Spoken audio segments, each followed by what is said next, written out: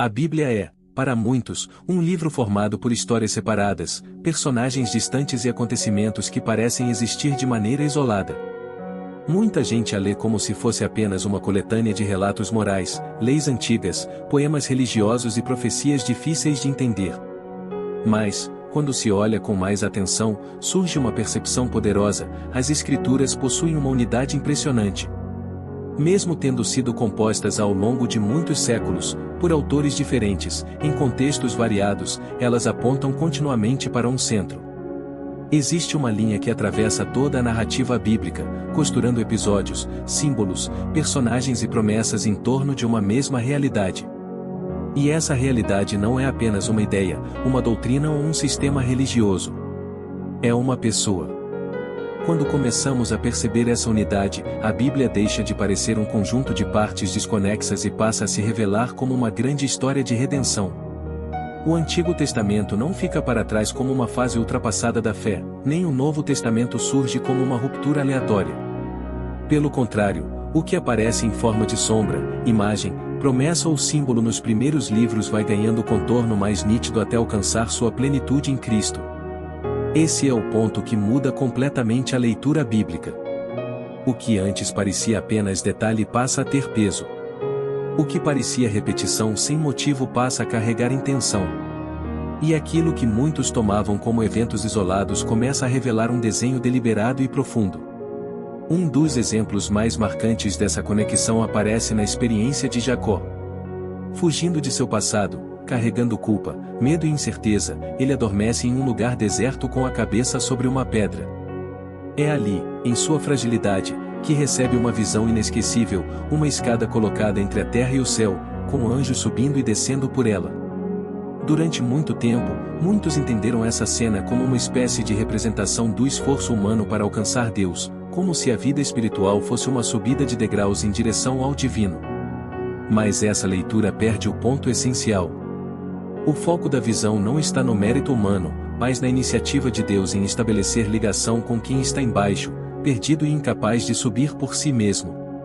Anos depois, quando Jesus encontra Natanael, ele resgata exatamente essa imagem. Ao dizer que os anjos de Deus subiriam e desceriam sobre o Filho do Homem, ele se coloca no centro daquela visão. Em outras palavras, Jesus se apresenta como a verdadeira ponte entre o céu e a terra. O acesso a Deus não depende da construção humana, da tentativa religiosa ou da performance moral. O acesso está em Cristo. Jacó viu em figura aquilo que o mundo conheceria em plenitude na encarnação. A mensagem é clara: o céu não foi conquistado por homens que subiram, mas foi aberto por Deus que desceu. Essa mesma lógica reaparece de maneira surpreendente quando olhamos para a relação entre a Arca da Aliança e Maria. A Arca, no Antigo Testamento, simbolizava a presença de Deus no meio de Israel.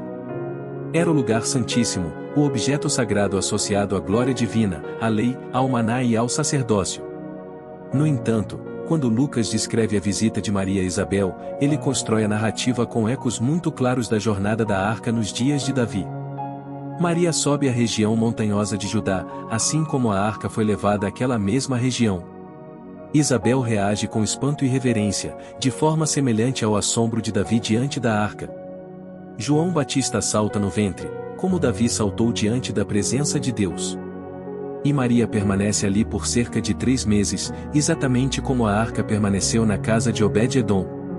Esses paralelos não parecem acidentais. Eles mostram que aquilo que a Arca representava em símbolo agora estava presente de modo vivo. Antes, a presença de Deus era associada a um objeto sagrado; agora, o próprio Filho de Deus estava sendo gerado no ventre de uma mulher. A antiga arca carregava os sinais da aliança. Maria carregava o cumprimento. Aquilo que era sombra no tabernáculo se transforma em realidade na encarnação.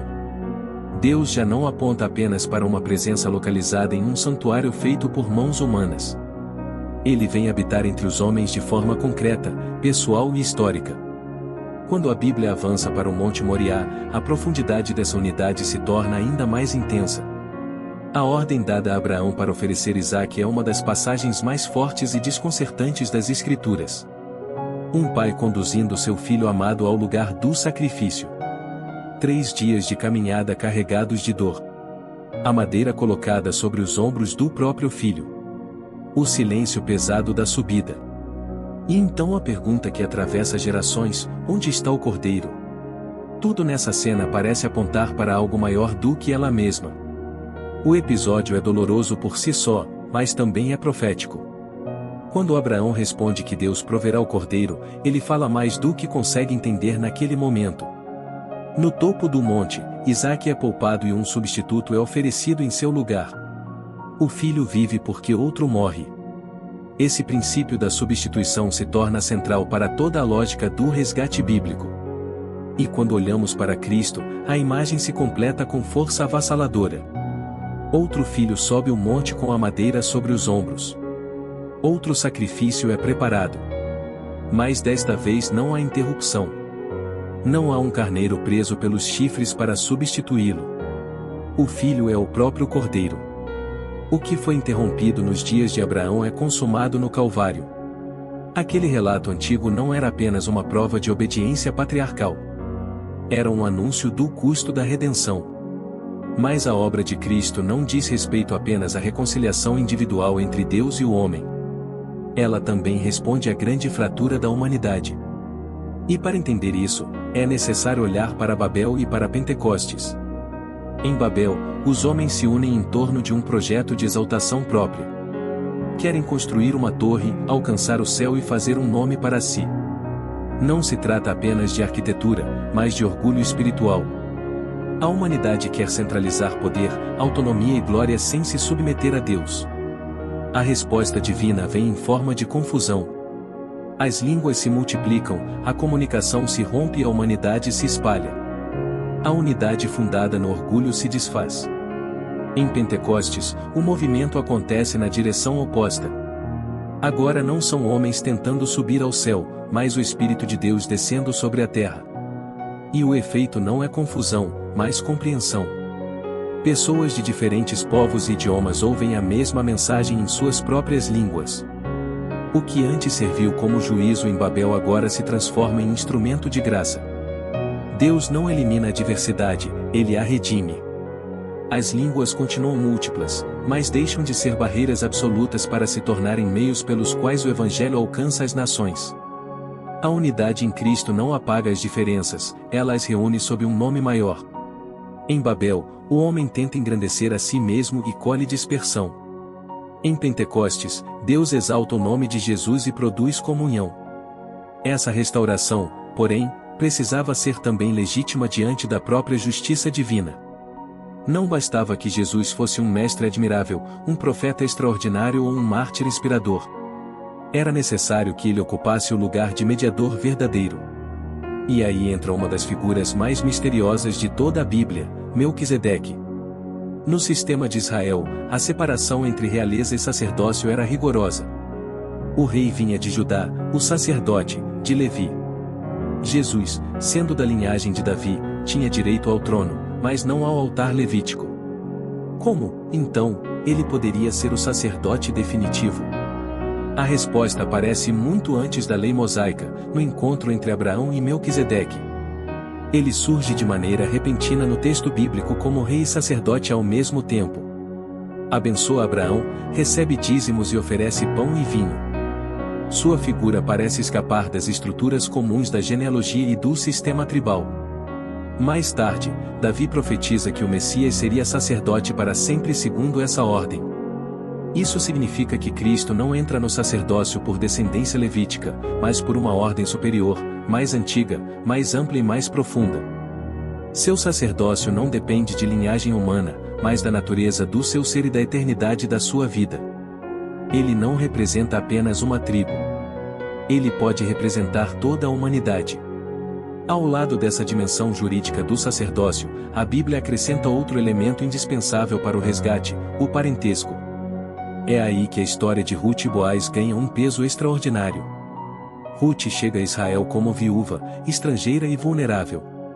Noemi está amargurada, esvaziada e ameaçada pela perda total da herança. O cenário é de ruína.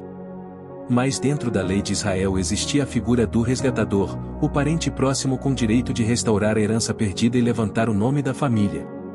Esse resgate não podia ser feito por qualquer pessoa. O remidor precisava ter vontade, recursos e vínculo de sangue. Boaz assume esse papel.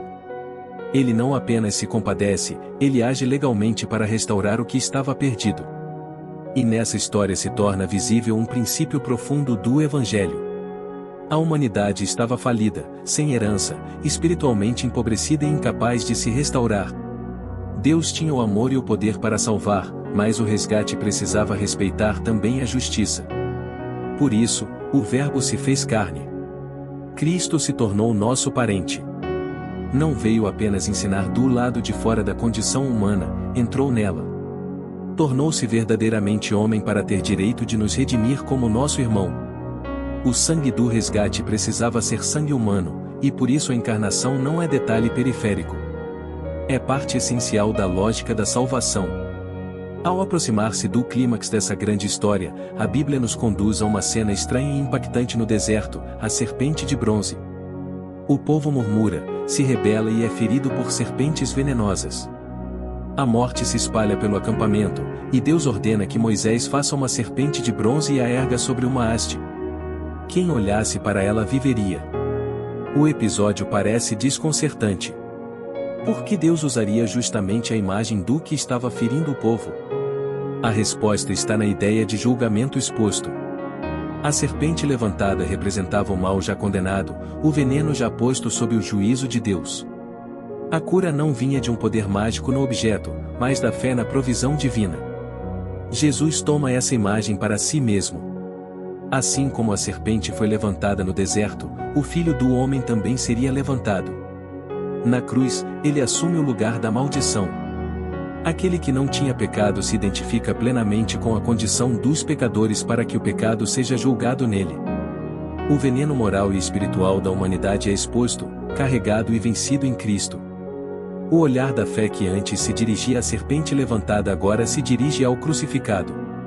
E a vida continua vindo não da capacidade humana de curar a si mesma, mas da confiança em Deus que oferece o remédio. Essa dimensão legal do resgate aparece ainda de forma impressionante nas cidades de refúgio.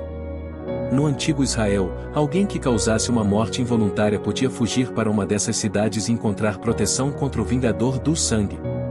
Mas essa proteção vinha com uma condição: a pessoa deveria permanecer ali até a morte do sumo sacerdote. Só então poderia voltar livremente para a sua terra. Essa regra parece curiosa à primeira vista, mas carrega enorme valor simbólico. A morte do sumo sacerdote encerrava a pendência e abria caminho para a libertação do exilado. Em Cristo, esse padrão se cumpre de maneira perfeita. Ele é ao mesmo tempo o nosso refúgio e o nosso grande sumo sacerdote. Nele encontramos proteção contra a condenação, e por meio da sua morte somos definitivamente libertos da dívida que nos prendia. Não se trata apenas de abrigo provisório, mas de redenção consumada. O que a lei antiga apontava em figura, o Evangelho realiza em plenitude. O exilado volta para casa porque o sacerdote morreu. O pecador encontra paz porque Cristo entregou a própria vida. Algo semelhante acontece quando revisitamos a história da Arca de Noé. Muitas vezes esse relato é reduzido a uma narrativa infantil sobre animais e dilúvio, mas os detalhes do texto apontam para algo muito mais profundo. Deus ordena que a arca seja revestida por dentro e por fora com uma substância que, em sua raiz linguística, se conecta à ideia de expiação e resgate. Em outras palavras, aquilo que protegia os ocupantes da arca não era apenas técnica de construção, mas um símbolo da cobertura que preserva do juízo. As águas do julgamento caem com força total, mas os que estão dentro da provisão divina permanecem seguros. A arca se torna, assim, um retrato poderoso de Cristo. O julgamento não é negado, minimizado nem cancelado. Ele vem. As águas sobem. A tempestade é real. Mas os que estão em Cristo não são destruídos por ela, porque outro suporta o impacto em seu lugar. A salvação não depende da habilidade dos que estão dentro, mas da suficiência do meio providenciado por Deus. Além disso, é o próprio Senhor quem fecha a porta da arca. A segurança final não repousa na força humana de se manter salvo, mas na fidelidade divina que sela o refúgio. Estar em Cristo é estar guardado por uma obra que não começou no homem e não termina no homem. Quando todos esses fios são reunidos, a leitura da Bíblia se transforma. Jacó aponta para o acesso. Maria revela a presença. Moriá anuncia o substituto. Pentecostes desfaz a fratura das nações. Melquisedeque garante a legitimidade do sacerdócio. Boaz mostra o remidor de sangue. A serpente de bronze antecipa o pecado julgado. As cidades de refúgio revelam a libertação mediante a morte do sacerdote. A arca de Noé anuncia a segurança dentro da expiação. Nada disso aparece como peças soltas. Tudo converge para a cruz e para a pessoa de Cristo. É por isso que a Bíblia não pode ser reduzida a um manual de regras, a um livro de curiosidades religiosas ou a uma coleção de lições morais. Ela é o registro progressivo de um Deus que, desde o início, vem revelando seu propósito de resgatar. Em cada época, em cada símbolo, em cada personagem, em cada lei e em cada promessa, existe um movimento em direção ao mesmo centro. A Escritura inteira respira essa intenção. Deus não improvisou a redenção no meio da história. Ele a teceu. Ele a anunciou em sombras e a cumpriu em realidade. Essa percepção muda também a forma como o leitor se enxerga dentro da narrativa bíblica. Porque, no fim, essa não é apenas a história de figuras antigas, patriarcas, profetas e reis. É a história do ser humano perdido sendo buscado por Deus. É a história do culpado encontrando substituto, do distante encontrando acesso, do estrangeiro encontrando família, do exilado encontrando refúgio, do condenado encontrando perdão. A Bíblia inteira caminha para mostrar que, em Cristo, aquilo que estava quebrado pode ser restaurado. Quando alguém passa a ler as Escrituras com essa consciência, tudo ganha nova profundidade. O Antigo Testamento deixa de ser apenas pano de fundo, e o Novo passa a brilhar ainda mais. As conexões deixam de soar forçadas e passam a revelar uma coerência majestosa. O leitor percebe que não está diante de um emaranhado religioso, mas de uma obra com direção, propósito e unidade. E essa unidade não existe para impressionar intelectualmente apenas. Ela existe para conduzir o coração a Cristo. No fim de tudo, esse é o grande convite das Escrituras: olhar para Ele. Olhar para a escada que uniu o céu e a terra. Olhar para o Cordeiro providenciado. Olhar para o sacerdote eterno. Olhar para o remidor que se fez nosso parente. Olhar para aquele que foi levantado para vencer o veneno. Olhar para a verdadeira arca, para o verdadeiro refúgio, para o verdadeiro mediador. Porque é nesse olhar que o texto bíblico deixa de ser apenas informação e se torna revelação. E quando isso acontece, a Bíblia nunca mais é lida do mesmo jeito. Ela deixa de parecer um conjunto de páginas antigas e passa a se mostrar como um mapa vivo de resgate, cujo destino final sempre foi o mesmo: conduzir todos os caminhos até Cristo. Se você gostou do conteúdo, já deixa o like, se inscreve no canal e ativa o sininho, para não perder os próximos vídeos. Deus te abençoe e até mais.